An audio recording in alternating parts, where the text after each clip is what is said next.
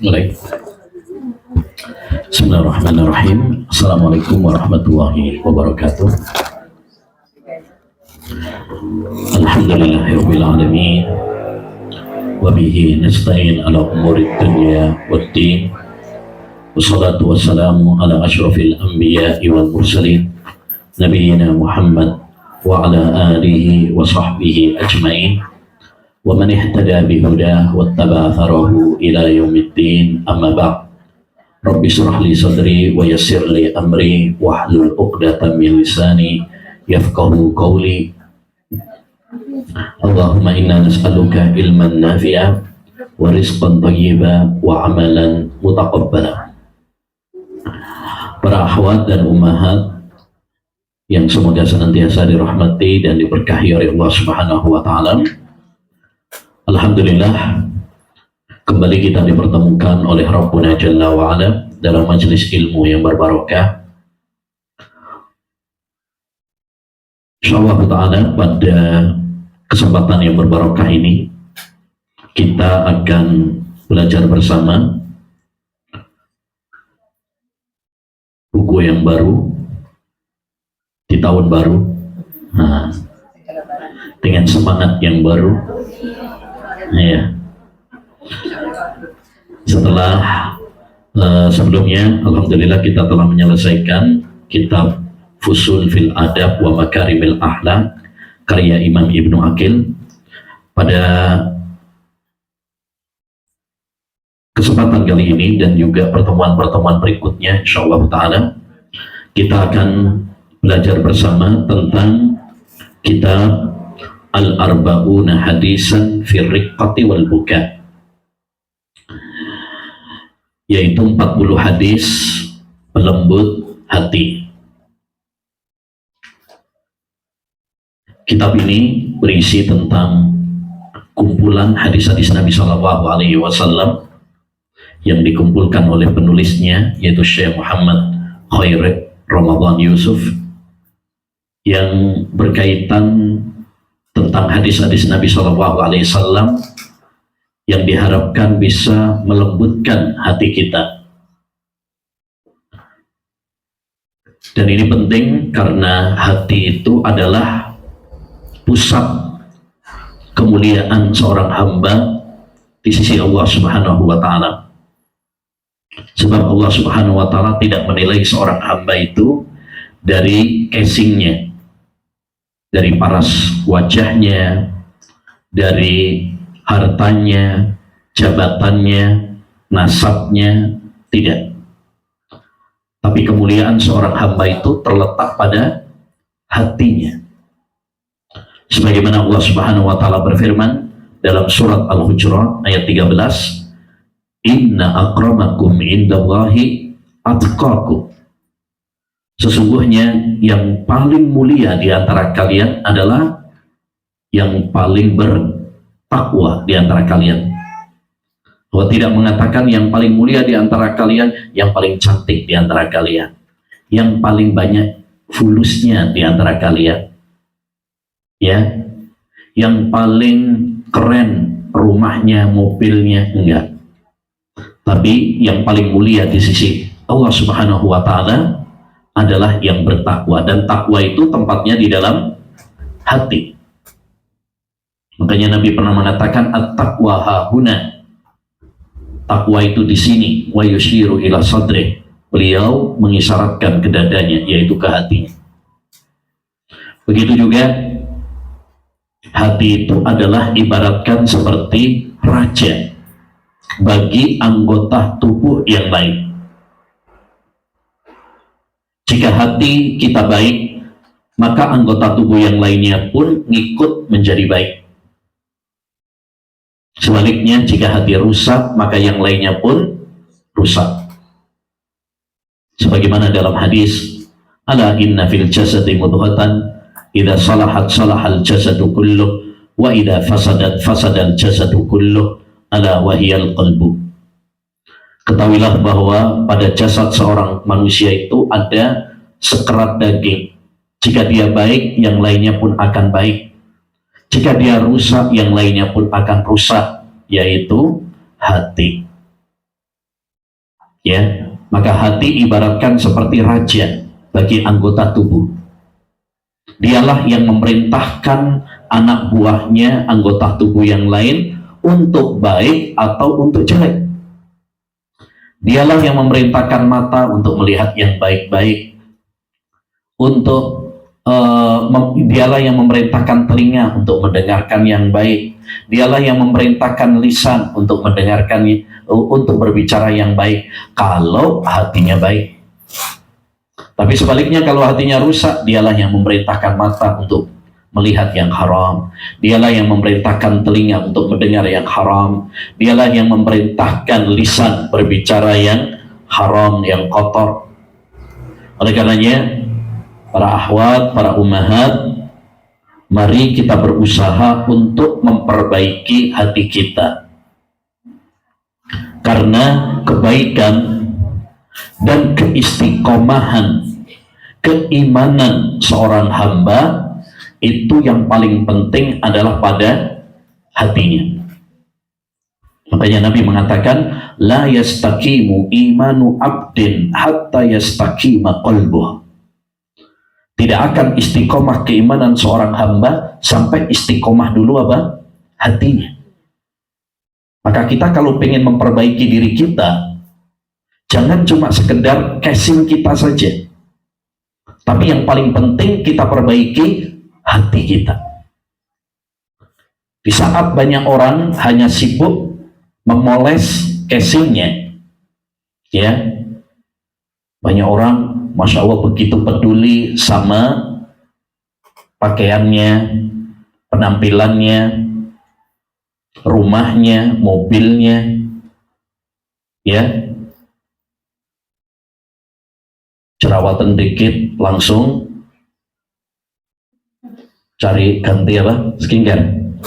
Nah, kalau rumahnya bocor langsung panggil tukang, ya. HP-nya rusak langsung lem biru, lempar ganti baru, ya. Kalau mobilnya rusak langsung dibengkelin. Tapi banyak yang tidak peduli ketika hatinya apa? Rusak. Padahal ini yang jauh lebih penting untuk kita perhatikan, ya. Karena inilah yang akan menjadi penentu kita nanti di akhirat kelak. Ya, yauma la yanfa'u malu wala banun illa man atallaha biqalbin salim. Kata Allah dalam surat Asy-Syura ayat 88, 89. Ya, pada hari itu, yaitu hari kiamat, tidak bermanfaat harta dan anak-anak kecuali orang yang menghadap Allah SWT dengan hati yang selamat.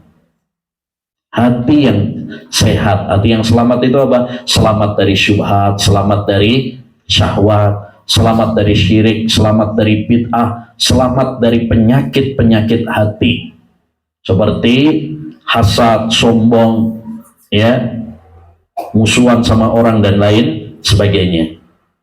Oleh karenanya, para akhwat, mari kita berusaha untuk memperbaiki hati kita, menyehatkan hati kita. Kalau kita lihat banyak orang sekarang jaga kesehatan badannya, dan itu bagus ya, jaga kebersihan pakaiannya, badannya, kesehatan badannya, boleh-boleh saja, bahkan dianjurkan, ya. Banyak yang olahraga, banyak yang ikut gym, senam, ya, dan lain sebagainya untuk menjaga pola hidupnya, pola makannya, pola tidurnya, untuk biar hidup apa? Sehat. Itu bagus-bagus saja. Tapi yang lebih penting daripada itu adalah menjaga kesehatan hati. Karena hati itu seperti badan. Hati itu seperti badan.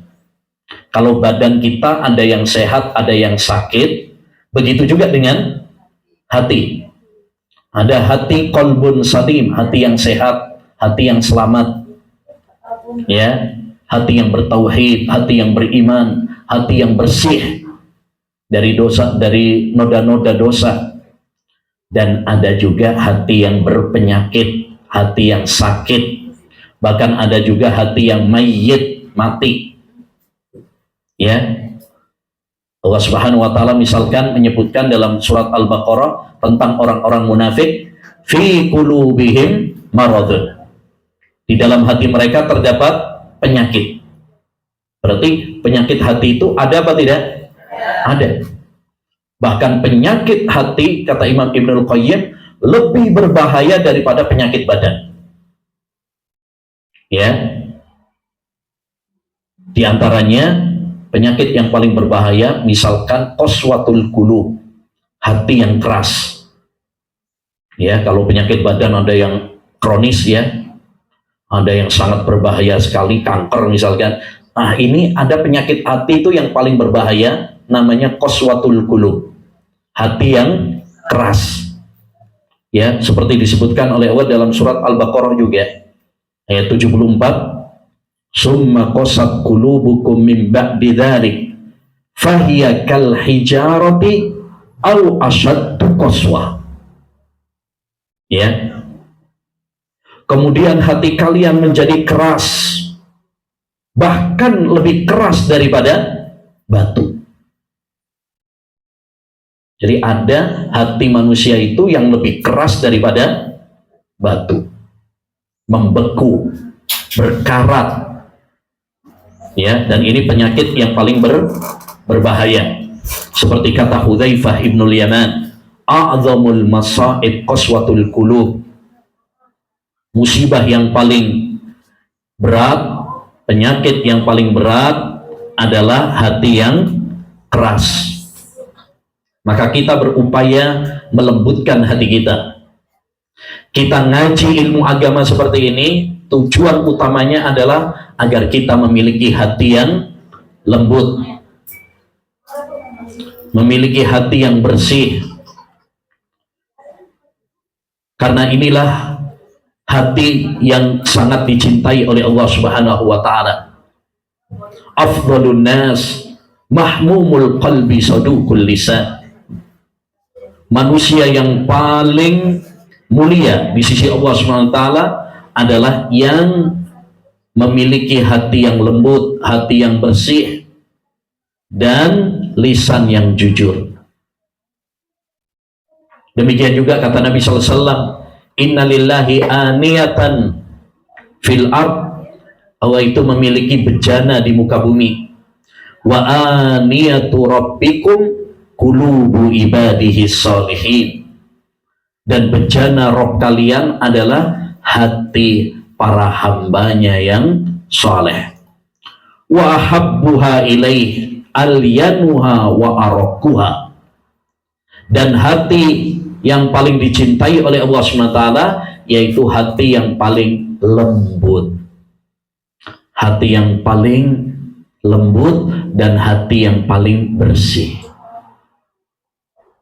Ya, makanya Allah Subhanahu wa taala menyebutkan bahwa hati para penduduk surga itu hati yang bersih, hati yang lembut. Dan kita tentu semuanya ingin memiliki hati yang bersih, hati yang lembut. Kita saja kalau punya rumahnya kotor, nggak suka. Kita saja kalau pakai pakaian kita kotor, jorok, kita nggak suka. Kita berusaha untuk segera membersihkannya. Ya, kita kalau misalkan punya mobilnya penuh dengan sampah, kita merasa jijik. Ya, maka seharusnya bagi kita juga untuk memperhatikan hati kita. Jangan sampai kita nyaman kalau hati kita kotor. Jangan sampai kita nyaman dengan hati yang penuh dengan sampah-sampah, kotoran-kotoran. Dan kotoran hati itu berupa apa? Satu, syirik kepada Allah SWT. Dua, bid'ah. Tiga, maksiat kepada Allah Subhanahu wa taala. Ini kotoran-kotoran hati. Maka harus kita bersihkan. Ya, harus kita bersihkan. Nah, salah satu cara untuk membersihkan hati, melembutkan hati, yaitu dengan ngaji ilmu agama.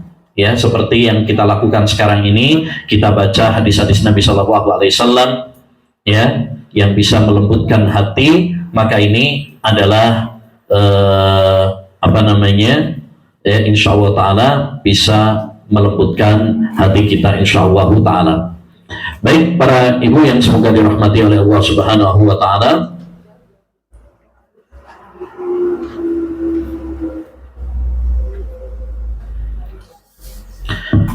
Kita baca hadis yang pertama. Bismillahirrahmanirrahim. An Abi Hurairah radhiyallahu anhu, dari sahabat Abu Hurairah. Abu Hurairah nama aslinya siapa? Abdurrahman bin Sahr. Beliau adalah seorang sahabat yang paling banyak meriwayatkan hadis. Ini nomor satu, ini peringkat satu. Hadis yang diriwayatkan dari sahabat Abu Hurairah itu terhitung lebih dari 5.000-an. Ya, 5.200, kalau nggak salah 5.223-an hadis yang diriwayatkan dari sahabat Abu Hurairah. Padahal beliau itu belajar sama Nabi SAW, ya, beliau baru masuk Islam itu setelah perang Khaybar. Artinya cuma sekitar 2 atau 3 tahun saja. Tapi beliau menjadi seorang sahabat yang paling banyak meriwayatkan hadis. Ya. Oleh karenanya, kalau ada yang mencela sahabat Abu Hurairah, waspada, hati-hati. Ya, seperti orang-orang Syiah yang nggak suka dengan para sahabat Nabi, terutama Abu Hurairah. Karena kalau orang itu benci sama Abu Hurairah, berarti sama saja mencela hadis-hadis Nabi. Ya, sama saja menolak hadis-hadis Nabi. Ya, akhirnya banyak hadis-hadis dalam riwayat Bukhari, Muslim dan lain sebagainya yang tertolak. Naudzubillah min dzalik. Ya, maka kita ingatkan kepada diri kita dan kepada keluarga kita, ya, hati-hati dari paham Syiah Rafidhah, karena mereka salah satu fahamnya adalah membenci, mengkafirkan, melaknat para sahabat. Ya, kewajiban kita kepada para sahabat, kita mencintai para sahabat, mendoakan kebaikan untuk para sahabat.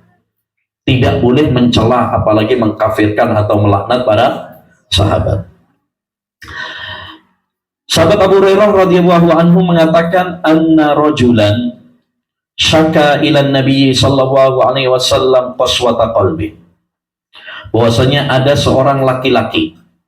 Di sini tidak disebutkan namanya. Sebagai faedah dalam ilmu hadis, kalau ada seorang yang tidak disebutkan namanya, maka itu istilahnya dalam ilmu mustalah hadis namanya mubham. Ini faedah, ya, faedah ilmu dalam hadis. Kalau ada seorang rawi tidak disebutkan namanya, maka itu istilahnya disebut dengan mubham. Wa mubhamun ma fihi rawin lam yusam, kata Al-Baikuni. Ya, mubham itu apabila ada seorang rawi yang tidak disebutkan namanya. Seperti di sini, ada seorang laki-laki. Siapa dia? Wallahu a'lam, yang disebutkan namanya. Ada seorang laki-laki yang mengadu kepada Nabi Shallallahu Alaihi Wasallam tentang kerasnya hati. Jadi dia mengadu kepada Nabi Shallallahu Alaihi Wasallam tentang kerasnya hati. Jadi boleh mengadu kepada seseorang kalau tujuannya adalah untuk minta bantuan. Seperti kalau kita sedang sakit, kita pergi ke dokter untuk berobat. Boleh apa tidak? Boleh. Ya, yang nggak boleh kalau ke badukun. Nah, itu nggak boleh. Ya, kalau kita ke dokter untuk berobat, minta bantuan dia, maka itu diperbolehkan. Nah, ini sama seperti itu. Ada seorang sahabat merasa dia punya penyakit. Ya, penyakit apa? Penyakit hati.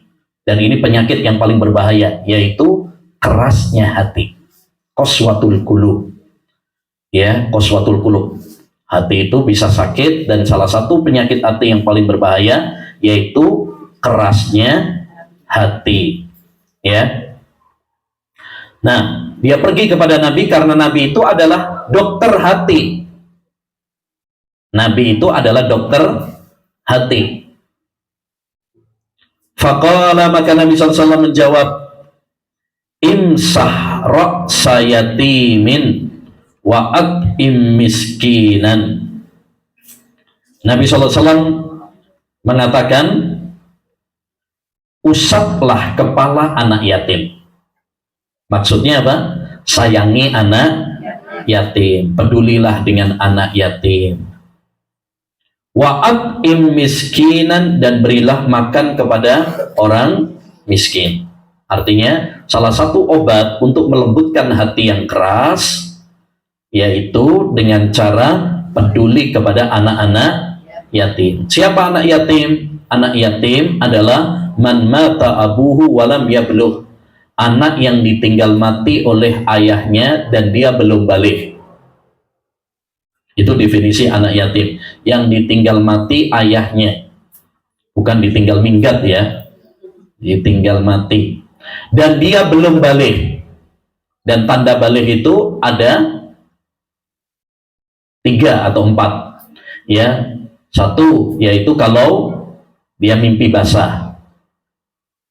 2, kalau tumbuh bulu di area kubul dan dubur rambut. Yang ketiga, kalau dia perempuan, yaitu dengan keluarnya darah haid. Yang keempat, kalau sudah berumur 15 tahun, berarti dia telah balik. Kalau salah satu tanda ini sudah ada pada seorang, berarti dia tidak disebut sebagai yatim. Ya, ngakunya yatim, nggak taunya sudah jenggotan. Nah, ini berarti bukan yatim, ya. Baik. Wa'at'im miskinan, dan berilah makan kepada orang miskin. Dan kalau disebut miskin, berarti mencakup fakir juga. Karena kaidahnya kalau disebut miskin mencakup fakir. Kalau disebut fakir mencakup juga miskin. Kalau disebut dua-duanya, maka fakir lebih parah keadaannya daripada miskin. Kalau disebut dua-duanya, ya, fakir lebih parah.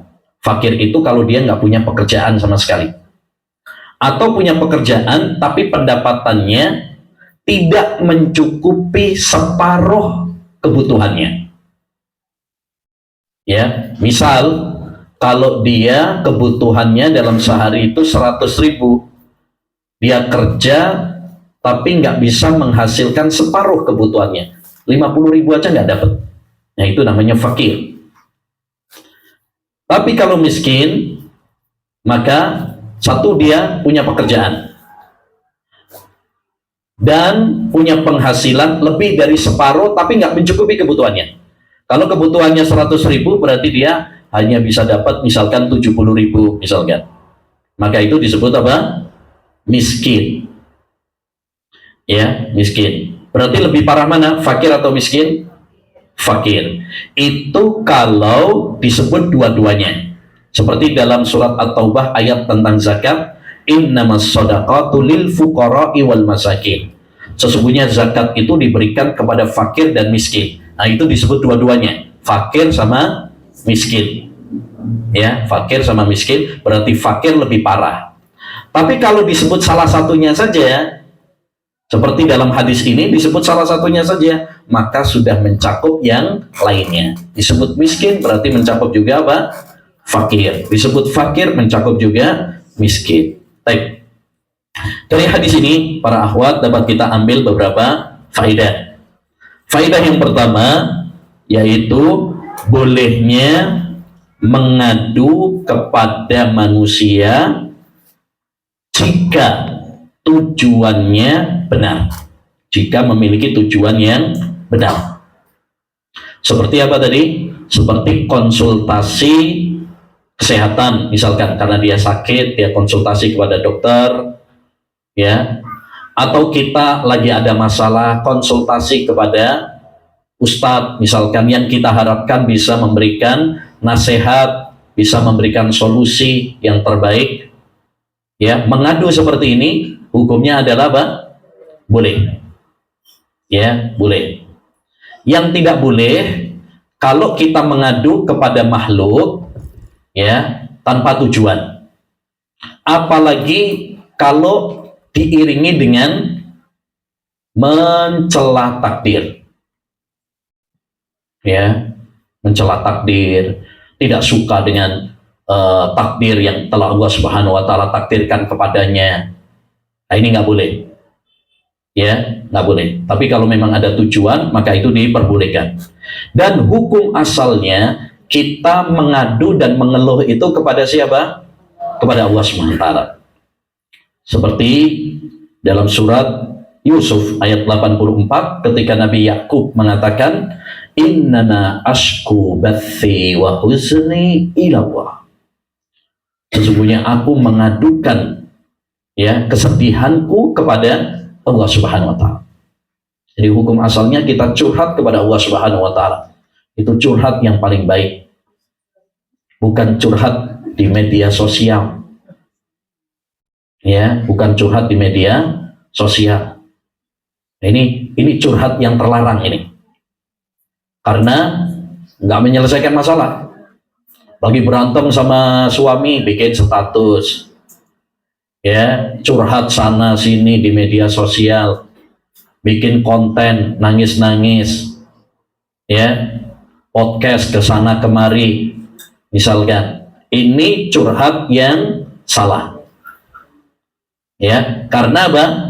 Satu, curhat kepada selain Allah Subhanahu wa taala.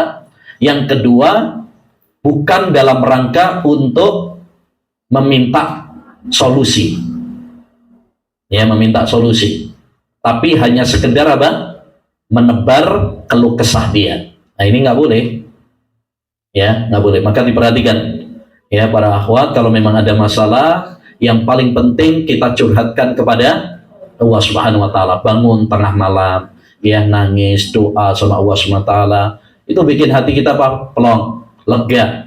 Curhatkan semuanya kepada Allah Subhanahu wa taala. Ya, kalaupun kita butuh bantuan, maka kita harus selektif kepada siapa kita curhat, kepada siapa kita mengadu. Ya, mengadulah kepada orang yang benar-benar kita harapkan dia bisa memberikan apa? Solusi, bantuan. Ya, dan itu kita harus hati-hati, selektif. Ya, nggak sembarangan orang. Sebagian orang kadang misalkan kepada temannya, wah, tambah ngomporin, tambah tidak memberikan solusi, malah jadi apa? Masalahnya semakin besar. Nah, ini berarti keliru. Ya. Baik. Yang kedua, di antara faedah dari hadis yang mulia ini adalah di antara penyakit hati yang paling berbahaya, yaitu penyakit apa? Kerasnya hati. Ini yang tadi disebut dengan qaswatul qulub, hati yang keras. Bahkan bisa lebih keras daripada batu, seperti dalam surat Al-Baqarah tadi. Ya, surat Al-Baqarah, summa qasat qulubukum min ba'di dzalik fahiya kal hijarati au asyaddu qaswah. Ya, hati kalian keras seperti batu, bahkan lebih keras daripada batu. Al-Baqarah ayat 74. Dan hati yang keras itu sebabnya apa? Sebabnya adalah dosa. Dosa. Ya. Yang menjadikan hati kita itu keras adalah apa? Dosa-dosa yang kita lakukan. Makanya disebutkan di dalam hadis, kalau seorang itu melakukan dosa, maka akan dikasih titik hitam dalam hatinya. Kalau dia taubat dan istighfar, maka diputihkan lagi. Kalau dia dosa lagi, dikasih titik hitam lagi, sampai penuh semuanya dengan titik hitam dalam hatinya, sehingga menjadikan hatinya keras. Ya, jadi penyebab utama hati itu keras adalah dosa. Tayyib. Kalau penyakit badan itu kan kelihatan, ya. luka misalkan ada darahnya, itu kelihatan gitu. Tapi masalahnya banyak orang itu sakit hatinya, cuma tidak merasa. Oleh karenanya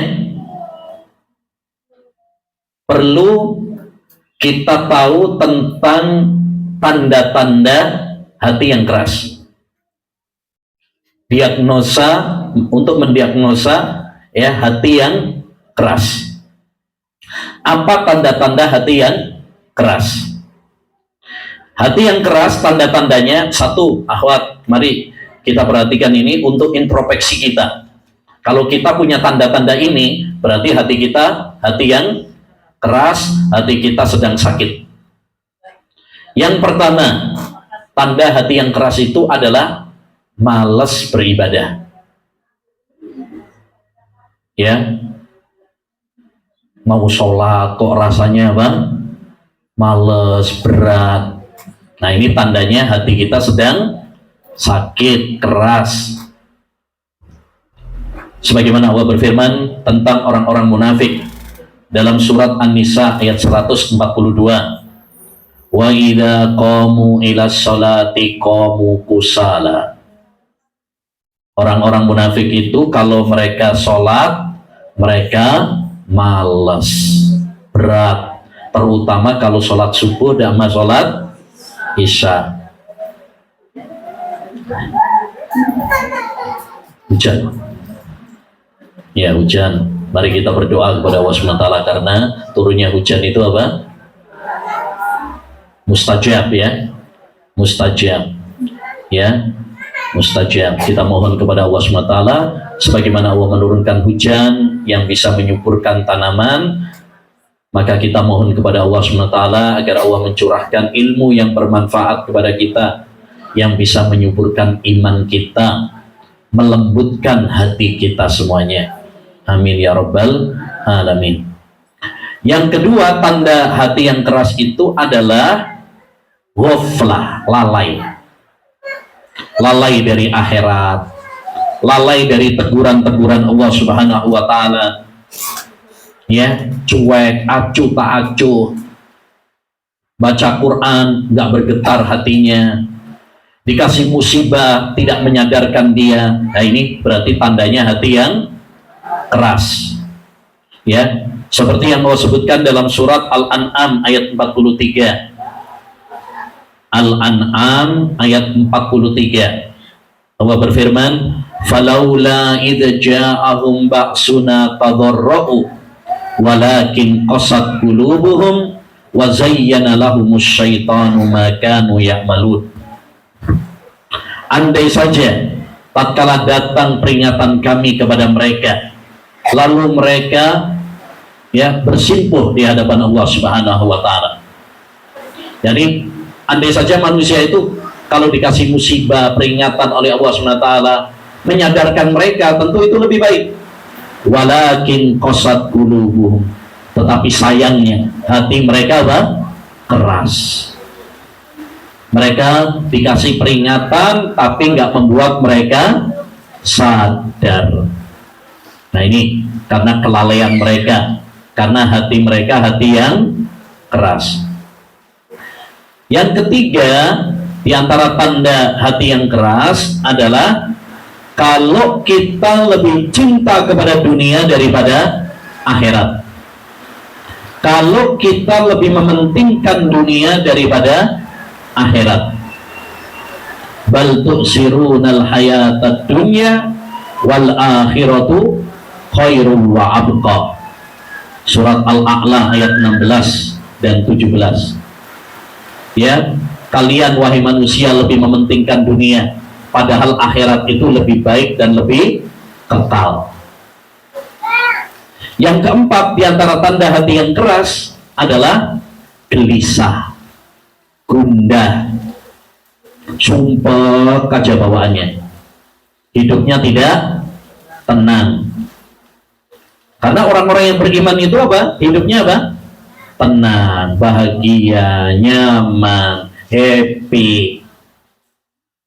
Sebagaimana Allah berfirman dalam surat An-Nahl ayat 97, Man amila salihan min dzakarin aw untha wa huwa mu'min falanuhyiyannahu hayatan thayyibah.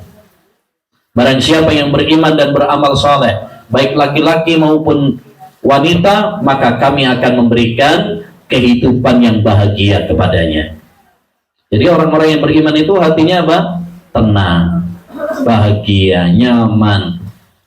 Jadi kalau kita gelisah, stres, sumpet, dikit-dikit minta healing, habis healing tambah pusing, habis duitnya, ya, nggak menyelesaikan masalah. Nah ini kalau kita dikit-dikit stres, sumpet, ini tandanya hati kita hati yang keras. Kenapa? Karena orang yang beriman itu hatinya tenang, bahagia. Nah ini, ya, ini tanda kalau kita memiliki penyakit hati yang keras. Ya, bisa kita evaluasi. Kalau kita memiliki tanda-tanda ini, berarti kita hatinya keras. Kita harus segera mengobatinya. Jangan dibiarkan. Coba kalau kita punya penyakit, terus kita biarkan saja, malah menjadi semakin parah. Fi qulubihim maradun fazadahumullahu marada. Kata Allah dalam surat Al-Munafiq, dalam surat Al-Baqarah tentang orang-orang munafik, di dalam hati mereka terdapat penyakit, lalu Allah menambahkan penyakit mereka karena nggak segera diobati. Ya, penyakit itu kalau nggak segera diobati semakin parah. Maka kita jangan biarkan hati kita semakin parah, ya, semakin keras. Harus segera kita berobat, ya.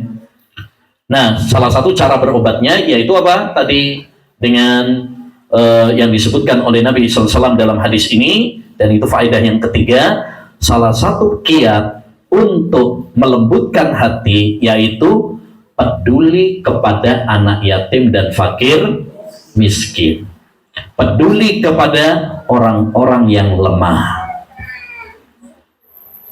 ya.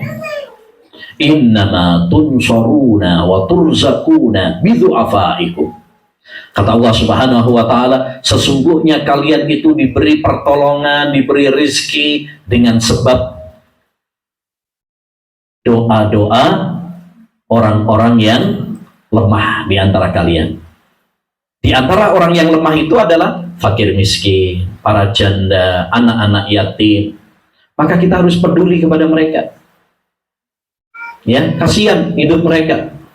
Anak yatim misalkan dia kehilangan siapa? Ayahnya yang merupakan tulang punggung, ya, keluarganya, pejuang nafkah untuk keluarganya, dia nggak ada.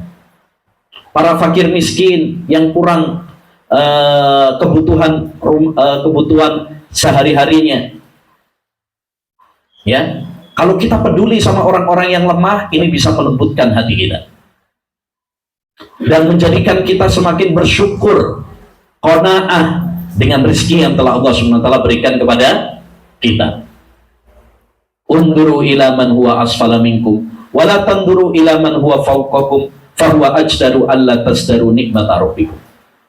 Kata Nabi SAW, lihatlah yang lebih melarat dari kalian, jangan melihat yang lebih kaya dari kalian, agar kalian mensyukuri nikmat Allah Subhanahu wa ta'ala kepada kalian.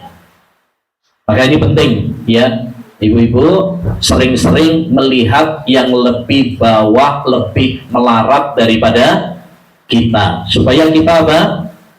Lembut hatinya, supaya kita bersyukur kepada Allah Subhanahu wa ta'ala.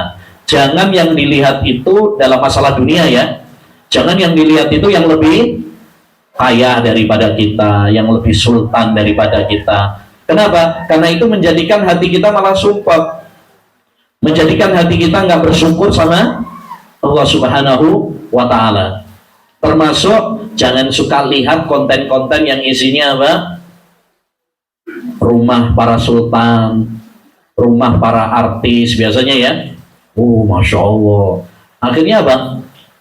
Merasa bahwa rumah yang kita miliki sekarang ini kecil.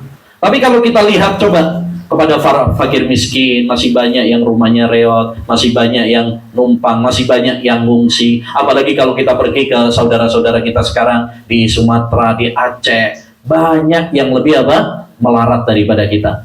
Itu kalau kita melihat ke bawah dalam masalah dunia, akan menjadikan hati kita lembut, akan menjadikan hati kita bersyukur kepada Allah SWT. Dan itu adalah salah satu obat yang mujarab supaya hati kita tidak keras, ya, sebagaimana obat yang diresepkan oleh Nabi tadi. Kan tadi ada seorang pasien datang kepada Nabi. Nabi itu adalah tabib, dokter hati, ya. Ketika pasien Nabi SAW mengeluhkan tentang penyakitnya, yaitu hati yang keras, maka Nabi meresepkan kepadanya supaya peduli sama orang-orang yang lemah, seperti anak-anak yatim, seperti para fakir miskin. Jadi ini penting, ya, ibu-ibu, ya, penting untuk peduli sama orang-orang yang lemah, ya. Sering-sering pergi kepada orang yang lebih lemah, lebih melarat daripada kita. Jangan dalam masalah dunia, seringnya yang dilihat adalah orang-orang yang lebih kaya daripada kita, karena hal itu nanti malah menjadikan kita kurang bersyukur. Baik. Berikutnya kita pindah kepada hadis yang kedua. An Aisyah radhiyallahu anha, dari Aisyah, semoga Allah Subhanahu wa taala meridhoinya. Aisyah, insya Allah kita tahu semuanya, dia adalah istri tercinta Nabi. Kalau istrinya Nabi Muhammad SAW, berarti dia adalah ibunda orang-orang yang beriman, Ummul Mukminin. Sebagaimana dalam surat Al-Ahzab ayat 2, ya, ayat 2 atau 3, ya. Ya, Allah SWT mengatakan, wa azwajuhu ummahatuhum. Istri-istri Nabi itu adalah ibunda bagi orang-orang yang beriman. Ibunda bagi orang-orang yang beriman. Maka kita mencintai ibunda Aisyah. Jangan sampai kita membenci ibunda Aisyah seperti orang-orang Syiah, itu paling nggak suka sama Aisyah, paling nggak suka sama Abu Hurairah. Kenapa? Karena Abu Hurairah sama Aisyah ini termasuk 7 sahabat yang paling banyak meriwayatkan hadis. Ya, maka kita mencintai ibunda Aisyah. Bahkan kita menghormati beliau sebagai seorang ibu bagi kita. Ya, siapa yang membenci Aisyah, apalagi mengkafirkan dan melaknat, sama saja dia membenci Nabi Muhammad SAW. Karena Aisyah adalah orang yang paling dicintai oleh Nabi. Putri dari siapa? Aisyah itu Abu Bakar As-Siddiq. Makanya Aisyah itu As-Siddiqah binti Siddiq. Annaha qalat, bahwasanya Aisyah pernah berkata, ja'atni miskinatun, ada seorang wanita miskin datang kepadaku. Ya, miskin itu tadi yaitu seorang yang mungkin tidak memiliki pekerjaan, atau dia memiliki pekerjaan tapi tidak memenuhi kebutuhannya, kebutuhan sehari-harinya. Tahmilu ibnataini laha, dia datang kepadaku sambil membawa 2 anak perempuannya.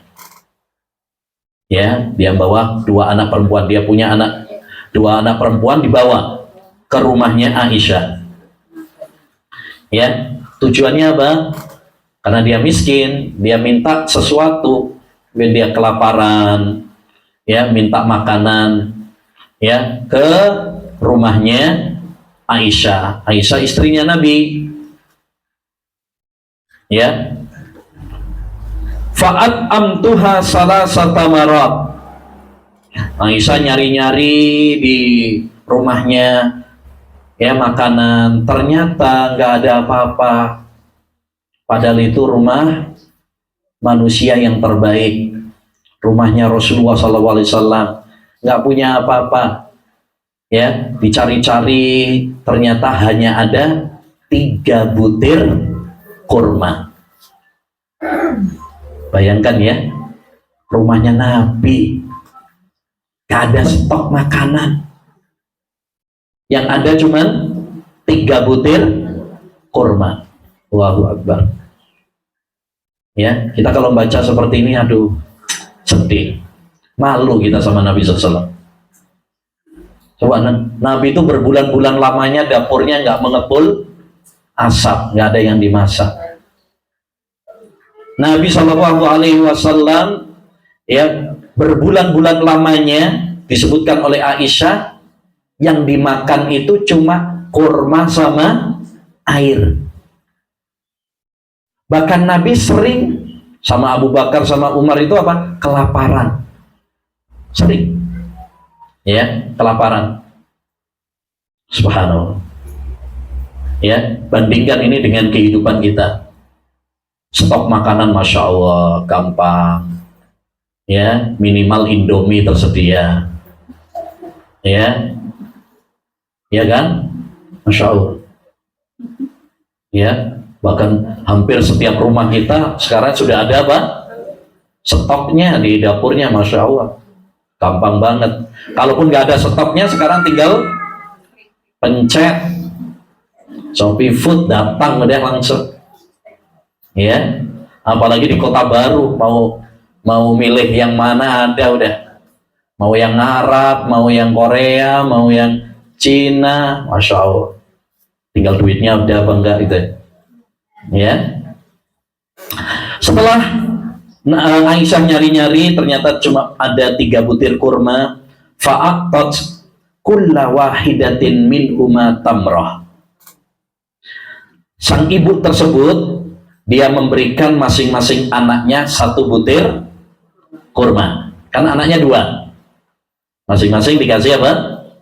Kurma. 1 anak 1 kurma, 1 anak 1 kurma. Berarti tinggal sisa 1. Warafa'at ila fiha tamratan litakula. Ya. Lalu dia mengangkat 1 butir kurma ke mulutnya untuk dimakannya sendiri. Maksudnya dia dibagi 3, kan dapat 3. Ya. 2-nya untuk kedua putrinya. 1-nya maunya dimakan sama dia. Sudah mau masuk ke mulutnya. Ternyata fastat amatha ibnataha. Namun kedua anaknya meminta lagi, karena 1 kurma nggak nyenggol ya. Masih lapar. Ya, masih lapar. Akhirnya apa? Punya ibunya diminta. Fashaqqatit tamrah allati kanat turidu an ta'kula bainahuma. Akhirnya 1 kurma milik sang ibu tadi apa? Dibelah jadi 2. Lalu dibagi kepada 2 putrinya. Ya, ini cinta seorang apa? Ibu. Dia rela nggak makan kurma bagiannya tadi demi anaknya. Allahu Akbar, Masya Allah. Ya, fa'ajabani sya'nuha. Aisyah melihat pemandangan itu, ya, pemandangan itu nggak tega Aisyah, ya, nggak tega, dan itu membuat kagum Aisyah. Bagaimana seorang ibu rela lapar demi kedua putrinya. Fadzakartu alladzi sana'at li Rasulillah sallallahu alaihi wasallam. Akhirnya setelah Nabi sallallahu alaihi wasallam datang ke rumah, diceritain lah tadi. Tadi ada ada 1 orang miskin, ya, pengemis, datang bawa 2 putrinya, ya, minta sesuatu, saya cari-cari nggak ada, ya, hanya punya 3 butir kurma. Akhirnya dikasihkan kepada putrinya masing-masing. Dia mau makan punyanya dia sendiri, ternyata nggak jadi karena diminta oleh anaknya. Dia pun membelah 2 kurmanya tadi menjadi 2 bagian. Ya, dia korbankan untuk kedua anaknya. Diceritain sama Nabi SAW. Faqala, maka Nabi SAW mengatakan, Inna Allaha qad aujaba laha bihal jannah au a'taqaha biha minan nar. Sesungguhnya Allah Subhanahu wa taala telah mewajibkan surga baginya karena perbuatan itu. Ya, karena dia sabar, ya, merawat anaknya, karena dia begitu sayang sama kedua putrinya, Dan dengan sebab itu pula Allah SWT membebaskan dia dari api neraka. Hadis ini para akhwat ya, ummahat yang semoga dirahmati oleh Allah SWT, hadis yang sangat menyentuh sekali. Ya, memberikan kepada kita beberapa faedah. Faedah yang pertama adalah zuhudnya kehidupan Nabi, sederhananya kehidupan Nabi. Bayangkan tadi ada seorang fakir miskin ya datang kepada rumah Nabi SAW ya minta sesuatu, ternyata di rumah Nabi SAW nggak ada stok makanan yang melimpah, yang ada hanya 3 butir kurma. Ya Allah, ini manusia terbaik, manusia yang paling dicintai oleh Allah Subhanahu wa Ta'ala, nggak punya stok makanan. Ya, makanya kita ya Masya Allah banyak bersyukur ya, banyak bersyukur kepada Allah Subhanahu wa Ta'ala. Ya, sekarang kita hidup Masya Allah diberi kecukupan oleh Allah Subhanahu wa Ta'ala. Ya, mau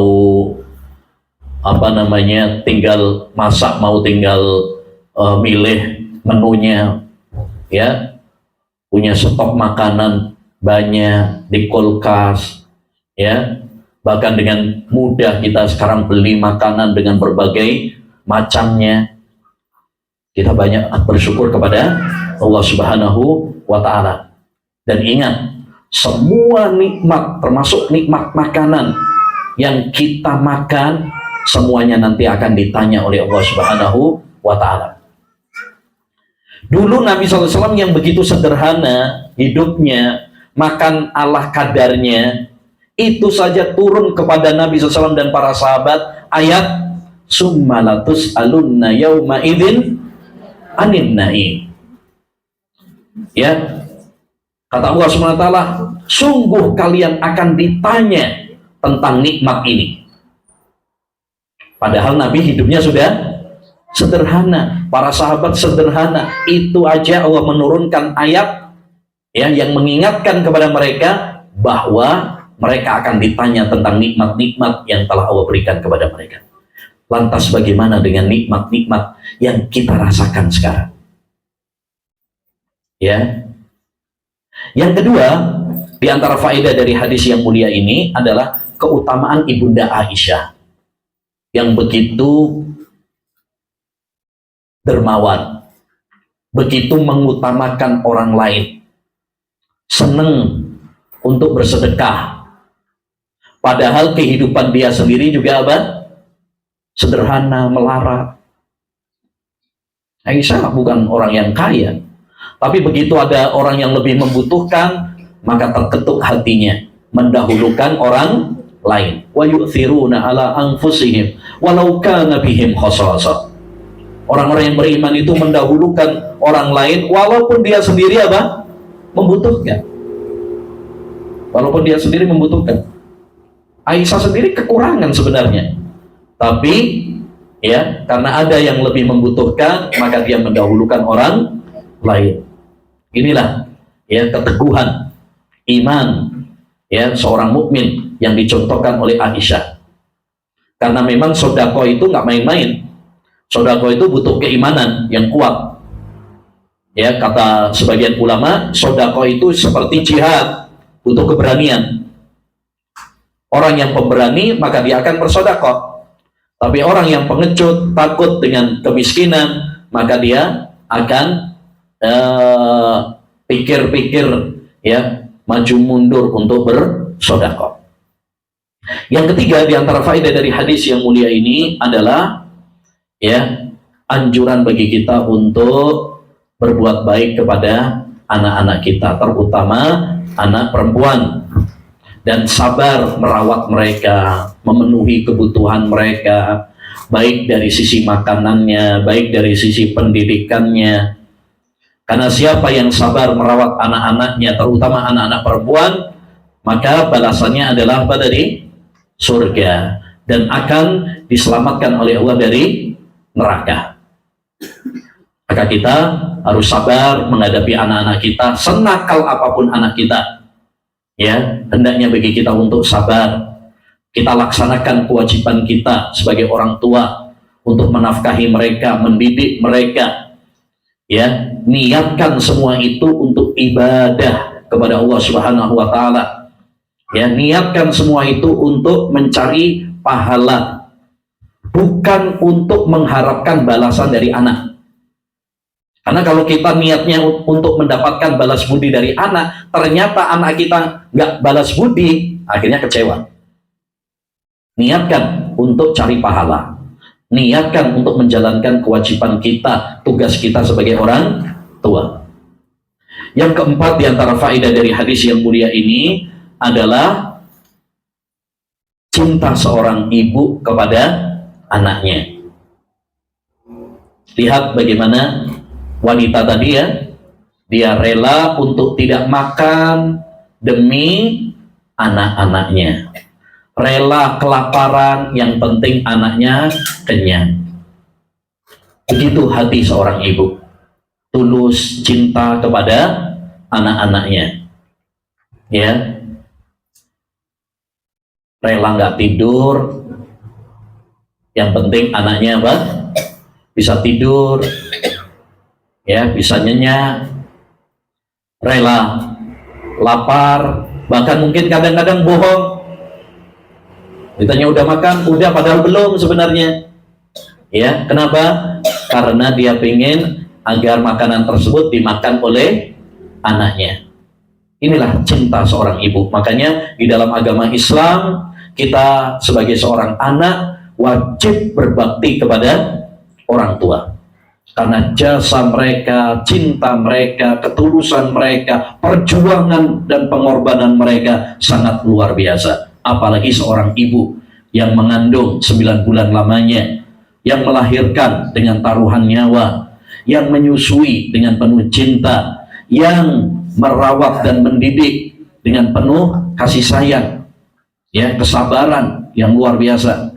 Wallahi kita tidak akan bisa membalas jasa orang tua kita, ya, walaupun kita memberikan kepada ibu kita sejuta dunia yang kita punya, kita tidak akan bisa untuk membalas kebaikan-kebaikan mereka, ya. Maka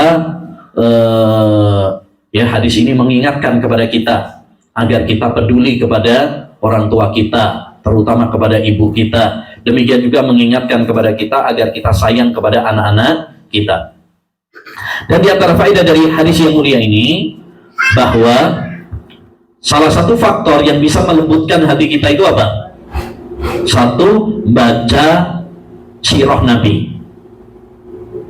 Ya, baca sirah Nabi seperti ini, bagaimana kehidupan Nabi yang begitu bersahaja, sederhana. Ya, nangis kita kalau baca kehidupan Nabi Sallallahu Alaihi Wasallam. Sedih. Suatu saat pernah Nabi Sallallahu Alaihi Wasallam tidur. Suatu saat Umar bin Khattab masuk ke rumah Nabi Sallallahu Alaihi Wasallam. Nabi Sallallahu Alaihi Wasallam bangun tidur. Ternyata di pipinya masih ada bekas apa? Tikar. Ya, zaman dulu ya, kalau orang habis tidur, tikar itu biasanya apa? Membekas, nempel, masih ada bekasnya. Ya, melihat hal itu Umar nangis. Umar nangis. Padahal Umar terkenal orang yang keras, kuat, nangis. Ya. Lalu kata Nabi, Umar, ngapain kamu nangis? Apa kata Umar? Wahai Nabi, kau adalah manusia yang terbaik, manusia yang paling dicintai oleh Allah Subhanahu wa taala. Tapi hidupmu begitu apa?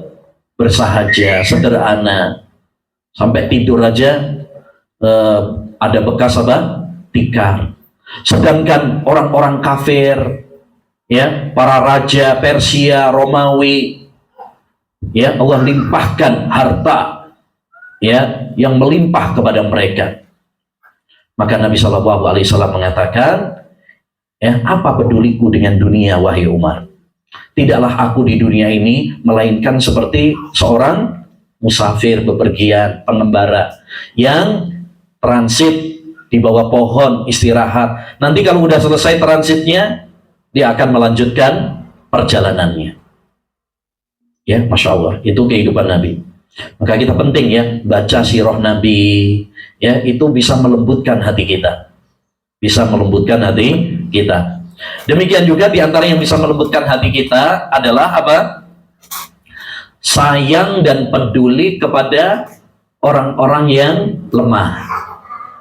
Seperti tadi melihat keadaan para fakir miskin yang nggak punya harta, ya, itu bisa melembutkan hati kita. Ya, coba ibu-ibu kalau hatinya keras, ya, pergi ke orang-orang yang fakir miskin, yang rumahnya di kolong jembatan, yang rumahnya reot, yang untuk makan saja susah, ya.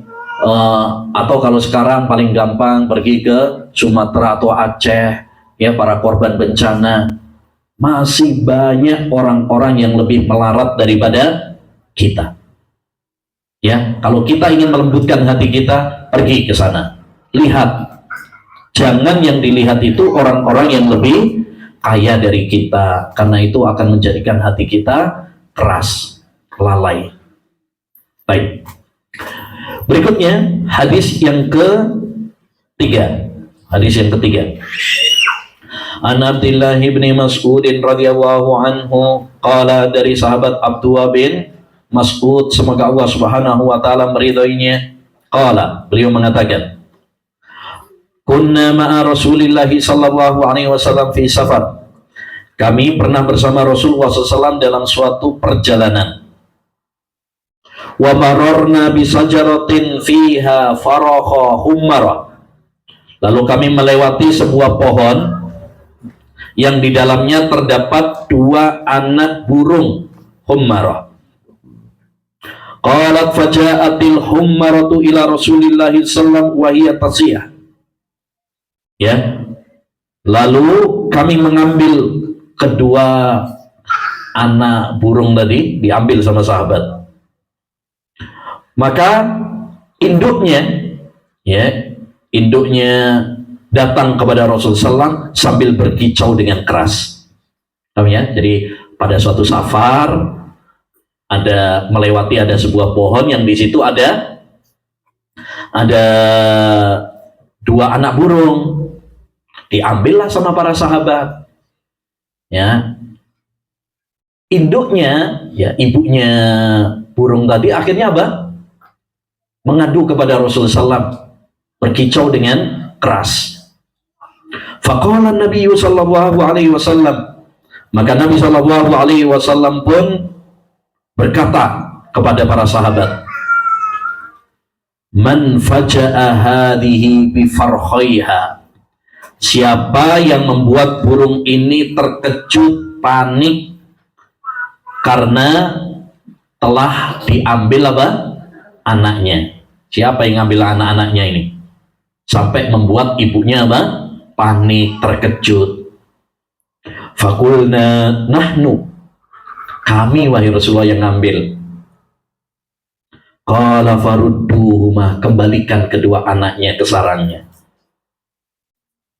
Wafi riwayatin, dan dalam riwayat yang lain, ya, faja'atil humara faja'alat tafrus wa fiha ziyadah. Ya, dalam riwayat yang lain, kemudian burung humara itu datang dan mulai mengepak-ngepakkan sayapnya mengitari tanah. Wara'a qaryatan namlin qad haraqnaha, lalu Nabi SAW juga melihat ada sebuah sarang semut yang telah kami bakar. Maka Nabi mengatakan, man haraqa hadhihi, siapa yang membakar ini? Qulna nahnu, kami wahai Rasulullah. Qala innahu la yanbahi an yu'adziba bin nar illa rabbun nar. Ya, kata Nabi SAW, enggak boleh menyiksa dengan api kecuali Robnya, pemilik api, yaitu Allah Subhanahu wa ta'ala. Robnya, pemilik. Baik. Hadis ini, para akhwat dan ummahat yang semoga dirahmati oleh Allah, memberikan kepada kita beberapa faedah, ya. Faedah yang pertama, satu, Islam itu cinta lingkungan.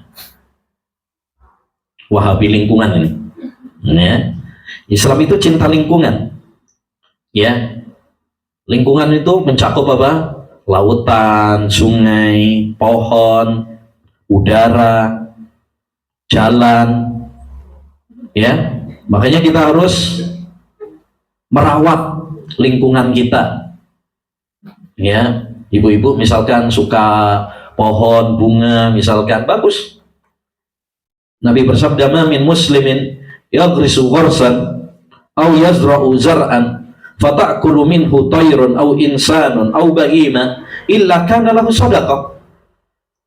Kata Nabi SAW, seorang muslim yang nanam pohon, ya, lalu dimakan oleh burung atau buahnya dimakan oleh manusia atau dimakan oleh hewan, mungkin dimakan sama kelelawar, mungkin dimakan sama, ya, maka itu akan menjadi sedekah baginya.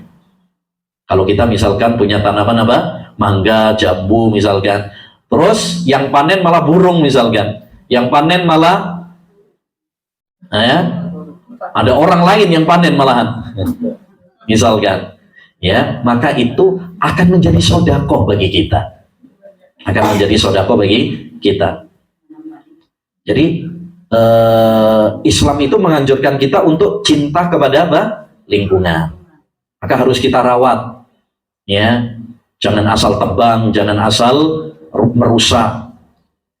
Baik, yang kedua di antara faedah dari hadis yang mulia ini adalah Islam itu menganjurkan kita sayang sama binatang. Kita nggak boleh menyakiti apa? Binatang. Termasuk dalam hadis ini apa tadi? Kita menyakiti apa? Burung, ngeprank burung, bikin panik kepada burung, di mana anaknya diambil, akhirnya induknya nyari-nyari, panik dia. Itu ditegur oleh Nabi Muhammad SAW. Gak boleh, karena kita dianjurkan untuk berbuat baik kepada binatang. Innallaha katabal ihsana ala kulli syai'. Kata Nabi SAW, sesungguhnya Allah SWT itu mewajibkan kepada kalian untuk berbuat baik kepada segala sesuatu, termasuk kepada hewan. Ya. Bahkan ada hadis dari Nabi SAW bahwa dulu ada seorang wanita pelacur di zaman Bani Israel yang masuk surga, diampuni dosa-dosanya gara-gara dia bantu apa? Anjing yang kehausan. Di sisi yang lain, Rasulullah mengabarkan, udzibat imra'atun fi hirrah.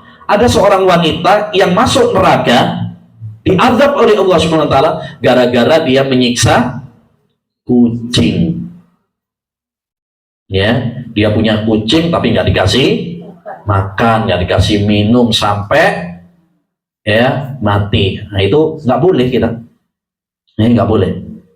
Maka boleh nggak seorang misalkan memelihara kucing? Boleh, asalkan dikasih apa?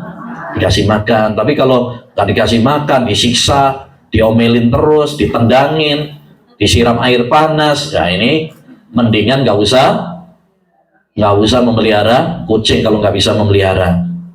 Intinya Islam itu menganjurkan kepada kita untuk sayang kepada ya binatang. Kalau Islam menganjurkan kepada kita sayang kepada binatang, apalagi kepada manusia. Kalau Islam melarang kita menyakiti binatang, apalagi menyakiti manusia. Makanya Fudail bin Iyad pernah mengatakan, wallahi la yahillu laka an tu'dhiya kalban wala khinzira, fa kaifa tu'dhi musliman. Demi Allah, tidak halal bagimu menyakiti anjing dan babi. Lantas bagaimana kiranya kamu tega menyakiti seorang muslim? Nyakiti anjing aja nggak boleh, nyakiti babi aja nggak boleh, apalagi kalau menyakiti seorang muslim. Ya. Nah, dari hadis ini juga yang ketiga di antara faedah dari hadis yang mulia ini, nggak boleh bikin panik binatang. Kalau kepada binatang aja nggak boleh, apalagi kepada manusia ya. La yahillu li muslimin an yurawwi'a akha. Tidak boleh bagi seorang muslim untuk membuat panik saudaranya. Walaupun bercanda ya, nggak boleh. Apa itu orang biasanya apa? Ngeprank. Ya, ngeprank, misalkan kunci mobilnya disembunyiin. Akhirnya panik dia temennya.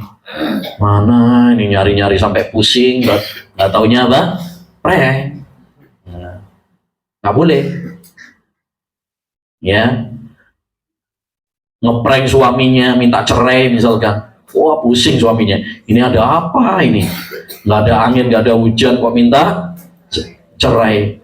Ya, sudah panik, sudah emosi, nggak taunya prank. Nah, ini korban-korban konten. Ya, korban-korban TikTok sekarang. Banyak yang suka apa? Ngeprank. Nggak boleh. Nggak boleh. Dalam Islam, ya, membuat panik saudara kita itu tidak diperbolehkan. Ya, tidak diperbolehkan. Tadi aja bikin panik sama binatang aja nggak boleh sama Nabi. Apalagi bikin panik kepada manusia. Makanya bercanda itu ada batasannya, ada aturannya, ada rambu-rambunya. Ya, di antara rambu-rambunya apa? Satu, tidak boleh bercanda yang berkaitan tentang agama, berkaitan tentang Allah, berkaitan tentang surga, neraka. Kayak dulu ada yang bikin konten neraka ya. Halo guys, ya, saya lagi di neraka. Naudzubillah ya, seperti ini nggak boleh. Ternyata asik juga tempatnya. Di sini ketemu sama teman-teman. Naudzubillah. Ya, ini nggak boleh. Seperti ini istihza. Ini mengolok-olok agama seperti ini nggak boleh. Haram. Bahkan bisa membuat pelakunya keluar dari agama Islam. Ini pembatal-pembatal Islam, ini istihza. Yang kedua, tidak boleh bohong. Bercandanya nggak boleh apa? Bohong. Ya, ini biasanya kadang pelawak stand up comedy bercanda, tujuannya bikin penonton ketawa, tapi bohong. Nah, itu nggak boleh. Ya, karena bohong itu adalah dosa, haram. Ya, walaupun bercanda nggak boleh. Yang ketiga, tidak membuat apa? Panik, sedih saudara kita, ngeprank, ya, itu nggak boleh. Seperti tadi yang sudah kita bahas ya hadisnya. Yang keempat apa? Tidak boleh berlebih-lebihan. Tidak boleh berlebih-lebihan. Ya, tidak boleh berlebih-lebihan. Apalagi kalau misalkan isinya dalam candaan tersebut ya penghinaan, pelecehan, ya seperti yang sekarang lagi ramai apa itu stand up, ya yang ya menghina fisik, ya ini nggak boleh, nggak boleh. Apalagi kalau yang dihina adalah pemimpin, nah itu nggak boleh, dosanya lebih besar. Karena menghina fisik itu berarti menghina penciptanya. Yang menciptakan fisik manusia siapa? Allah Subhanahu wa Ta'ala. Ya, sebagian orang kadang menganggap oh itu pemberani, ya, yang mengkritik pemerintah dianggap sebagai pahlawan, pemberani. Ya, ini nggak boleh. Kita harus mengikuti aturan agama Islam. Ya, yang kelima, ya kita harus tahu kapan kita bercanda, dengan siapa kita bercanda. Karena nggak semua orang senang dibercandain. Kadang ada orang yang kalau kita bercandain dia marah, ya kan. Terus juga sikon, situasi dan kondisi. Jangan waktunya serius kemudian kita bercanda. Waktunya sholat bercanda misalkan. Waktunya kajian malah bercanda. Waktunya bercanda malah serius. Nah, ya, maka kita harus pandai-pandai menempatkan kapan nih. Ada momen-momen itu memang perlu bercanda itu, tapi tidak boleh berlebihan. Kata sebagian ulama, canda itu seperti garam saat kita masak. Kalau nggak ada garam hambar. nggak enak rasanya. Tapi kalau terlalu banyak garamnya, asin banget ya nggak enak juga. Jadi sesuai dengan apa? Takaran. Jangan berlebihan, tapi juga jangan hambar. Misalkan ibu-ibu misalkan ketemu sama teman diem-dieman aja, kan nggak seru juga. Tapi kalau terlalu berlebihan juga bercandanya juga nggak bagus juga. Jadi kita harus punya apa? Takaran yang pas. Ya, Nabi SAW mengatakan, la tuksirid dha'ik, fa inna kasratad dha'ik tumitul qalb. Jangan kalian banyak ketawa, karena banyak ketawa itu bisa mematikan hati. Kalau banyak ketawa bisa membuat hati kita keras, bikin hati kita sakit, bikin hati kita mati tanpa kita sadari. Baik. Alhamdulillah. Saya kira itu. Alhamdulillah pada pertemuan perdana kita dapat 3 hadis. Insyaallah ta'ala nanti kita lanjutkan pada pertemuan-pertemuan berikutnya lagi insya Allah. Baik. Sebelum kita tutup, ada pertanyaan tentang materi kita? Kalau nggak ada, saya yang nanya berarti.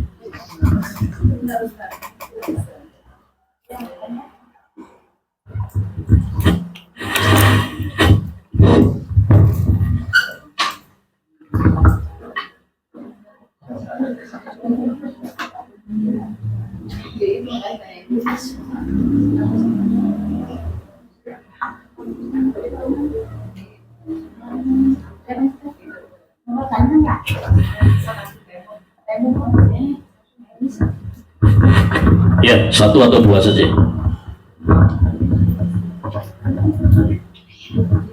Assalamualaikum warahmatullahi wabarakatuh. Ustadz Alvan, berkaitan dengan tadi tidak memboleh membunuh binatang. Ya. Bagaimana dengan takut kecoak, apa boleh dibunuh? Hatur nuhun. Assalamualaikum warahmatullahi wabarakatuh.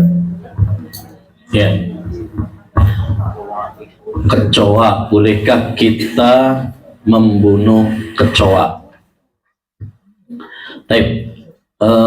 Kalau tidak salah pada kajian sebelumnya sudah kita bahas ya, bahwa binatang itu terbagi menjadi 3 dari sisi boleh dibunuh atau tidaknya.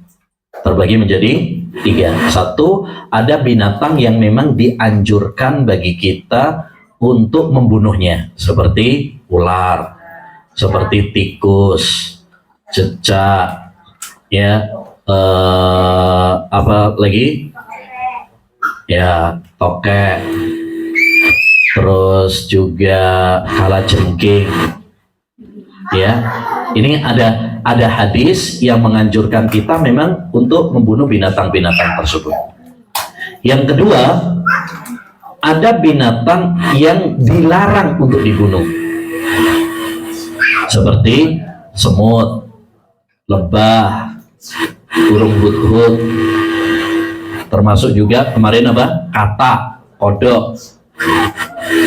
Baik. Yang ketiga, jenis yang ketiga, binatang yang tidak ada perintah untuk dibunuh, tapi nggak ada larangan juga untuk dibunuh. Kalau nggak ada dalil yang memerintahkan atau tidak ada dalil yang melarang, maka hukum asalnya sebaiknya kita tidak membunuhnya, kecuali kalau mereka mengganggu. Kalau mereka mengganggu, maka boleh bagi kita untuk apa? Membunuhnya. Kecoa, ada dalil yang menyuruh kita membunuh apa tidak? Nggak ada. Melarang kita membunuh atau tidak?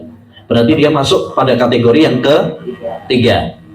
Berarti hukum asalnya kalau bisa kita tidak membunuhnya, kecuali kalau mereka menyakiti dan mengganggu kita, maka boleh untuk dibunuh. Wallahu a'lam. Baik, sudah?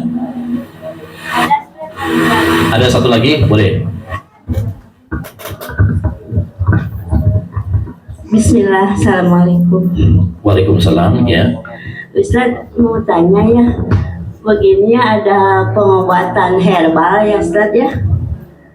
Terus di situ ada dokter, ada bidan ya, diobatinnya kan dengan secara disuntik sama dipijat dok, Ustad. Udah gitu itu ada 2 tempat ya Ustad ya. Yang satu kalau yang khusus ibu-ibu sama perempuan ya Ustad dipijitnya. Yang satu, di tempat satu lagi kalau dipijit nanti sama laki-laki gitu. Itu tapi yang satu lagi yang khusus sama ibu-ibu itu ya, si dokter yang laki nanti warawiri yang orang lagi dipijitnya gitu. Itu gimana, boleh nggak? Sementara kita kan umurnya udah lansia ya, apa boleh apa enggak gitu. Itu. Assalamualaikum warahmatullahi wabarakatuh. Waalaikumsalam warahmatullahi wabarakatuh. Di sini ada dua hal ya. Kalau dari sisi pengobatannya, pijet atau suntik, hukum asalnya adalah boleh. Karena hukum asal pengobatan itu adalah boleh sampai ada dalil yang melarangnya. Dan itu juga pernah kita bahas ya, bahwa hukum asal pengobatan, baik itu pengobatan tradisional ataupun pengobatan modern, hukum asalnya adalah diperbolehkan, termasuk yaitu misalkan akupuntur, bekam, atau misalkan kalau sekarang suntik, berobat ke dokter, hukum asalnya adalah diperbolehkan ya, karena Islam menganjurkan kepada kita untuk berobat. Tadawaw ibadawah fa inna Allaha lam yadha' da'an illa anzala ma'ahu dawa'an. Berobatlah kalian wahai hamba-hamba Allah, karena Allah Subhanahu wa taala tidak menurunkan suatu penyakit kecuali menurunkan bersamanya juga obat penawar. Baik, yang kedua adalah dari sisi rambu-rambu yang lain. Jadi rambu-rambu yang lain itu juga perlu diperhatikan. Mungkin hukum asal pijetnya adalah boleh, tapi masalah aurat itu kan juga perlu diperhatikan. Ya, masalah aurat itu perlu diperhatikan. Karena tidak boleh bagi seorang wanita misalkan menampakkan auratnya kepada yang bukan mahramnya. Ya. Nah, maka kalau dia misalkan pijet dan biasanya itu ya terbuka auratnya ya biasanya ya, maka itu cari tempat yang privasi ya, privasi yang sekiranya itu hanya dilihat oleh sesama jenis saja, mungkin bidannya atau yang mijet saja ya, jangan yang terbuka yang riwa-riwi ada laki-laki misalkan yang melihatnya, maka jangan. Cari yang tempat yang privasi ya, begitu, untuk menjaga apa? Aurat kita. Karena Nabi SAW mengatakan ihfad aurataka illa min zaujatika aw ma malakat yaminuk. Jagalah auratmu kecuali kepada istrimu dan budakmu. Ya, kalau wanita ya berarti ya jaga auratmu kecuali kepada yang suami atau kepada yang mahram, dan itu ada batasan-batasannya. Kalau nggak salah dulu pas di kajian bait-bait khairun nisa pernah kita bahas tentang batasan-batasan apa? Aurat. Ya, aurat laki-laki, aurat perempuan kepada suami, aurat perempuan kepada sesama jenis, itu sudah pernah kita bahas. Kalau ikut kajiannya lah ya. Nah, jadi hukum asalnya pijat kepada, selama yang mijet adalah sesama perempuan boleh, tapi kalau ada orang lain laki-laki yang ngelihat misalkan, atau ada lalu lalang nanti dilihat sama mereka, maka hendaknya dihindari. Cari tempat yang lain yang tertutup, cari yang tertutup. Nah, atau kalau sekarang itu ada juga yang bisa manggil ke rumah, ya manggil. Cuma mungkin harganya lebih mahal gitu ya. Nah, itu lebih bagus asalkan ada duitnya aja. Ya. Kalau pengen aman lagi ya minta suaminya yang mijetin. Nah, tapi biasanya ada upahnya biasanya. Baik. Sekarang saya yang bikin pertanyaan ya. Baik. Tadi kita sampaikan, ayo Bu. Siap Bu? Tadi kita sampaikan tanda-tanda orang memiliki penyakit hati yang keras. Siapa yang bisa? Bismillah, coba Ustaz. Satu, malas beribadah. Malas beribadah, betul. Kedua, lalai dari akhirat. Lalai dari akhirat, betul. Yang ketiga, lebih cinta dunia daripada akhirat. Ya, yang keempat, Gelisah, gundah dan sumpah. nah, ahsan. Ya, gelisah, gundah, ya, sumpah, stres. Nah, barakallahu fiik. Baik, pertanyaan yang kedua.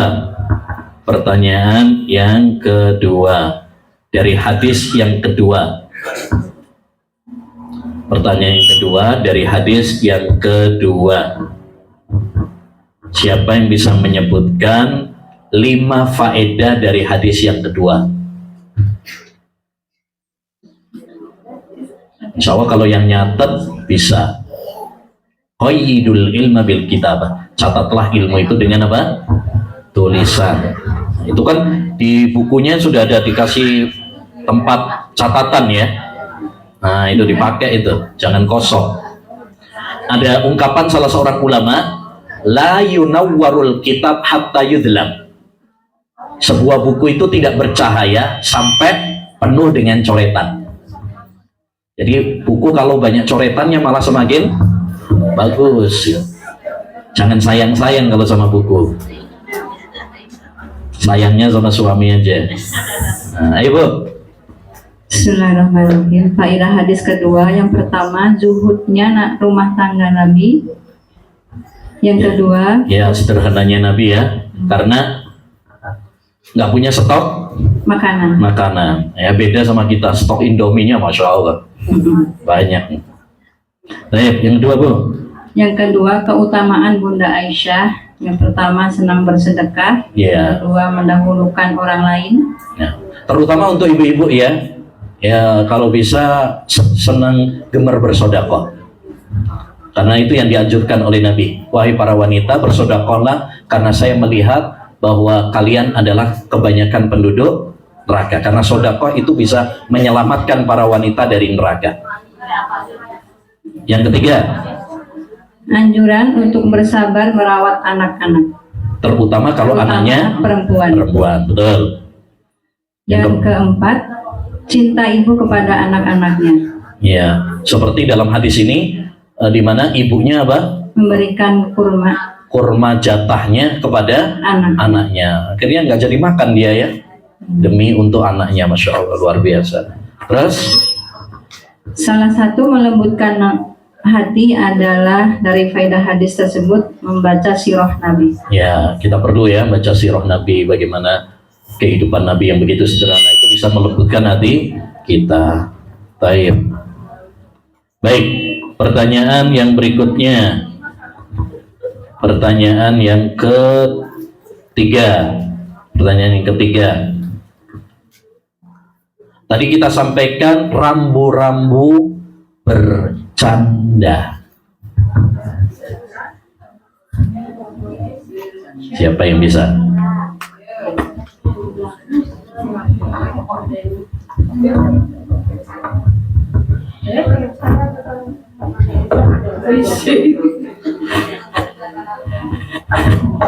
Ayo, nggak boleh bercanda ketika jawab pertanyaan.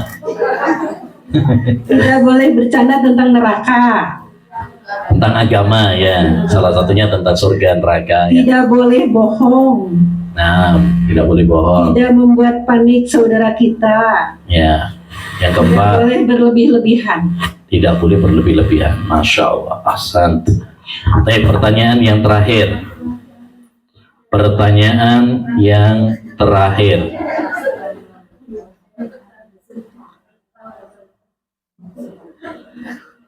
Pertanyaan yang terakhir. Siapa yang bisa menyebutkan pelembut-pelembut hati? Dari yang sudah kita pelajari saja. Yang bisa melembutkan hati kita itu apa saja? Yang bisa faedahnya bukan?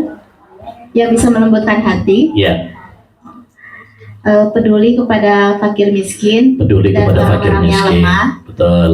Terus apalagi? membaca sirah Nabi, Baca sirah Nabi, betul. sayang dan peduli kepada orang-orang yang lemah. Sayang kepada orang yang lemah. Sama fakir miskin tadi sama aja ya. Iya. Iya. Enggak, yang dari hadis yang ketiga kan ada itu. Menyantuni anak yatim, menyayangi atau menyantuni anak yatim. Dari hadis yang ketiga. Apa ya? Cinta lingkungan, Cinta lingkungan, cinta hewan. Itu juga termasuk bisa melembutkan apa? Hati. Ya. Cinta sama kucing ya. Itu bisa melembutkan hati. Karena kalau kita sayang sama binatang, insya Allah kita akan lebih sayang kepada apa? Manusia. Ya. Nah, kita harus banyak belajar juga dari binatang ya. Karena kita ini banyak kalah sama binatang aja, banyak kalahnya kita. Ya. Binatang aja tadi seorang ibu, masya Allah dia panik ketika anaknya apa? Hilang. Nah itu kita kan bisa ngambil pelajaran dari situ. Ya, bisa ngambil pelajaran. Jadi setidaknya ada 3, ditambah lagi yaitu dengan apa? Belajar ilmu agama. Ini bisa melembutkan apa? Hati. Kita ngaji ilmu agama seperti ini, kita bisa melembutkan hati kita. Alhamdulillah, subhanakallahumma bihamdik, asyhadu an la ilaha illa anta, astaghfiruka wa atubu ilaik. Assalamualaikum warahmatullahi wabarakatuh.